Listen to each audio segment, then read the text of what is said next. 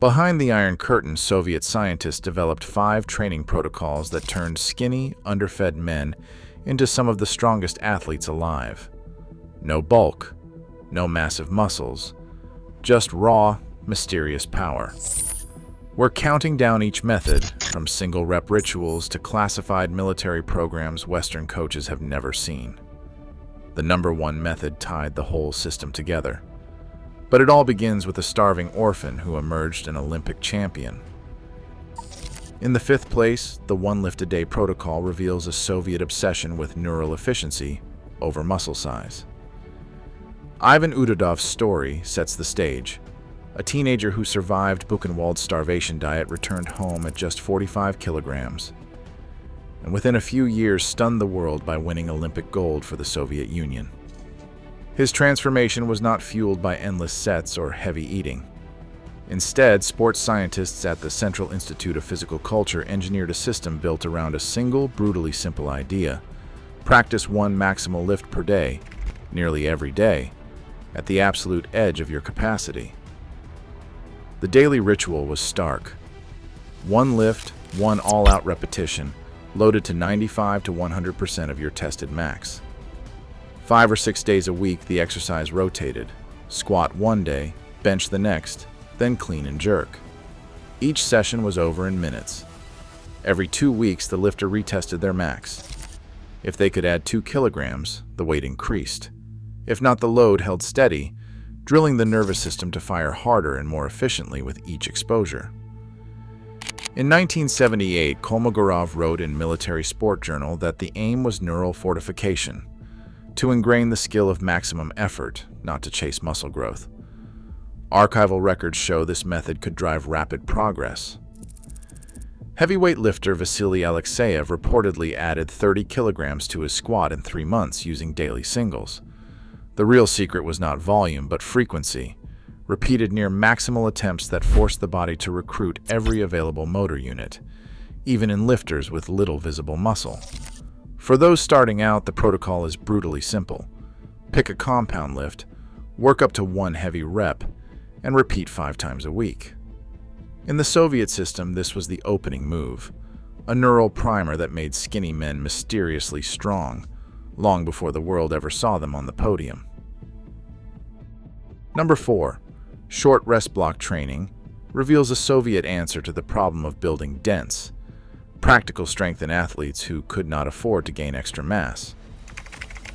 In 1965, G.S. Kravets of the Soviet Wrestling Federation introduced a protocol built around cluster sets, 3 sets of 3 reps with a deliberate 30-second pause between each rep, and a full 2 minutes between sets.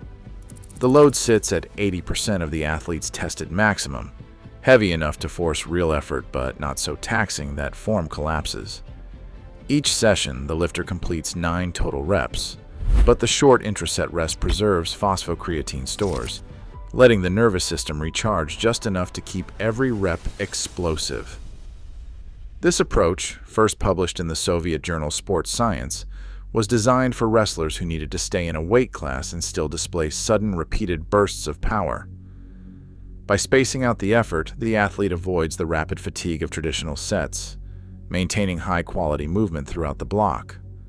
Each week, the load increases by 2.5%, pushing the body to adapt without relying on muscle growth. When the 30-second pause becomes unsustainable, the rest drops to 15 seconds, raising the session's density and forcing further adaptation. The results were visible on the world stage. Archival footage from the 1971 training camps shows Soviet Greco-Roman wrestlers running through block clusters on multi-load platforms, their frames lean but their lifts crisp and forceful. At the 1972 Munich Games, this method was credited with helping the team deliver gold medal performances. Proof that the right balance of rest and intensity could turn even the skinniest athlete into a powerhouse. For modern lifters, the template is simple: 3 sets, 3 reps, 30 seconds between each, with a steady weekly increase in load. The method's genius lies in its efficiency, packing maximum neural and muscular recruitment into a compact, repeatable session. #3. Special strength preparation uncovers a Soviet hybrid that blurred the lines between brute force and battlefield endurance. In the early 1970s, Colonel Kuznetsov's Spetsnaz units adopted a three-phase template that was as methodical as it was punishing. Each week, soldiers rotated through static holds, supramaximal singles, and high-rep circuits, a blend designed to harden the nervous system and stretch the limits of fatigue resistance. The first phase called for 2-minute farmer's walks with 30-kilogram kettlebells, repeated until grip and posture failed. This was not just about muscle, it was a test of neural stamina, teaching the body to lock down under duress. Phase 2 shifted to 5 singles at 110 to 120% of the soldiers' tested 1-rep max. Each lift, separated by 5-minute rests, demanded absolute focus. The aim was to force motor units to fire beyond their comfort zone, triggering adaptations that went far beyond what visible muscle alone could explain. Then, in Phase 3, the protocol flipped. 3 sets of 20 reps at just 30% of max were blasted out with only 30 seconds between them. The result was a deep, burning fatigue that trained the body to recover on the fly, a necessity for men expected to operate with little rest. This precise structure leaked into public knowledge through the memoir Shadow Training and a rare 1979 Red Bear Unit documentary, where lean recruits ran the full gauntlet in a single session. Soviet theorists described the method as a dual stimulus, maximal recruitment combined with relentless fatigue, merged in a single program. Unlike the pure neural focus of single lift routines, special strength preparation built all-terrain power, making skinny men not just strong for a moment, but strong under any condition. For modern lifters, the protocol offers a glimpse into a clandestine world where strength was measured not in biceps, but in the ability to endure, adapt, and overcome. In second place, the dynamic tension method stands as the Soviet Union's answer to building strength without equipment, relying on the slow, deliberate mastery of self-imposed resistance. The protocol, first outlined by Professor Gurevich in his 1963 textbook, required athletes to perform 4 sets of 10 repetitions, each rep lasting 3 to 5 seconds on both the lifting and lowering phase. There was no barbell, no external weight, just the athlete's own muscles creating tension against themselves.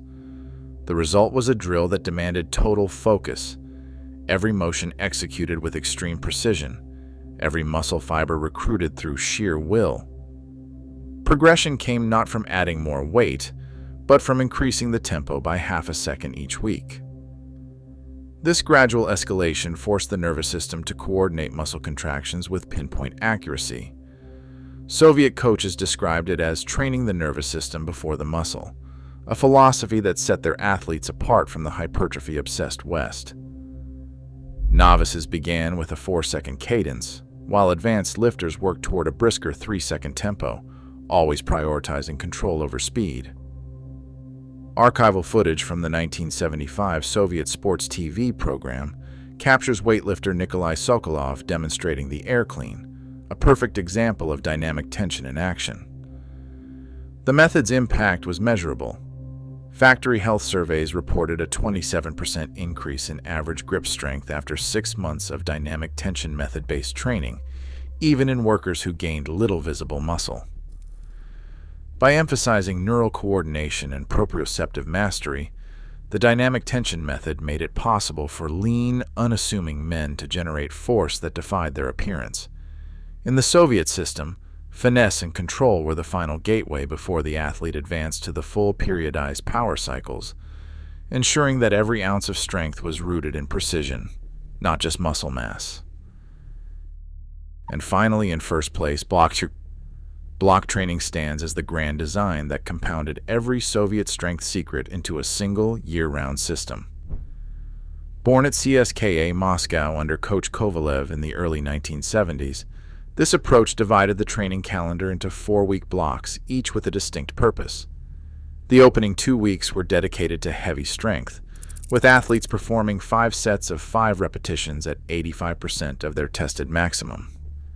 This wasn't just about lifting big, It was about teaching the nervous system to command force with absolute precision, session after session. The next phase shifted to speed. 8 sets of 2 repetitions at 65%. Each repetition launched with maximum velocity and just 30 seconds of rest. Here, the focus was on translating raw strength into explosive power, forcing the body to move faster without sacrificing control. The final week in each block was reserved for recovery, light mobility work, active stretching, and technical drills, allowing the body and nervous system to reset. What set block training apart was its stepwise overload. At the start of each new block, the load was reset to 80% of the previous block's 5 repetition maximum, creating a cycle where progress was built in, not forced. This prevented neural accommodation, the plateau that plagues so many lifters, and kept gains coming month after month. Soviet gymnastics teams, famous for their lean but shockingly strong athletes, credited this structure for their dominance at the 1979 World Championships. Archival Moscow television footage shows gymnasts and weightlifters moving seamlessly from heavy squat blocks to rapid-fire plyometric drills. Their bodies wiry, but their lifts crisp and powerful. The genius of block training was its integration. It took the neural focus of daily singles, the density of short rest clusters, the fatigue-proofing of special strength circuits, and the precision of dynamic tension, and wove them into a single, escalating cycle. Pavel Tsatsouline, who later brought Soviet methods to the West, often called this system the missing link in modern strength programming. For the Soviets, it was the master key, proof that a carefully sequenced plan could turn even the skinniest recruit into an athlete with lasting, almost mysterious strength. In the end, block training wasn't just a method, it was the framework that made every other Soviet innovation work, and the reason their athletes stayed strong long after the world stopped watching. Across all 5 methods, one truth stands out. Real strength isn't about size, it's about how you train your nerves, not just your muscles. The Soviet system proved lean frames could unleash hidden power. Today, that forgotten blueprint still challenges what we think strength really looks like.